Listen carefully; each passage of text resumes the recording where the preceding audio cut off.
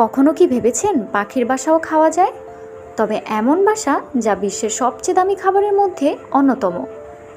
সুইফলেট হলো ছোট পাখি যা মূলত দক্ষিণ পূর্ব এশিয়ার গুহা, ঝোপঝাড় এবং পাহাড়ি এলাকায় বাস করে। এই পাখিরা তাদের বাসা তৈরি করে তাদের নিজেদের লালা থেকে, যা খুবই দ্রুত শুকিয়ে গিয়ে শক্ত এবং মজবুত হয়ে ওঠে। এই লালা থেকে তৈরি বাসা এডিবল বার্ডস নেস্ট নামে পরিচিত। এই এডিবল বার্ডস নেস্ট খুবই মূল্যবান কারণ এর পুষ্টিগুণ অনেক বেশি।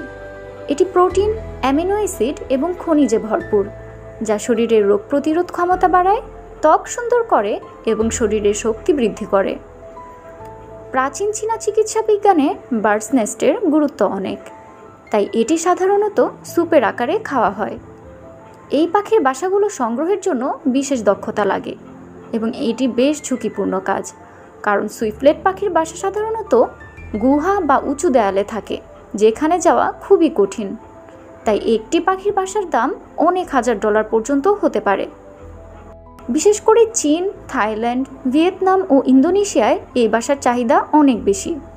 সুইফলেট পাখির বাসা শুধু খাবার নয়, প্রাচীনকাল থেকে স্বাস্থ্যের জন্য এক অলৌকিক উপহার হিসেবে বিবেচিত। এমন আরও অদ্ভুত ও মূল্যবান খাবারের সম্পর্কে জানতে চাইলে চ্যানেলটি সাবস্ক্রাইব করে আমাদের সঙ্গেই থাকুন।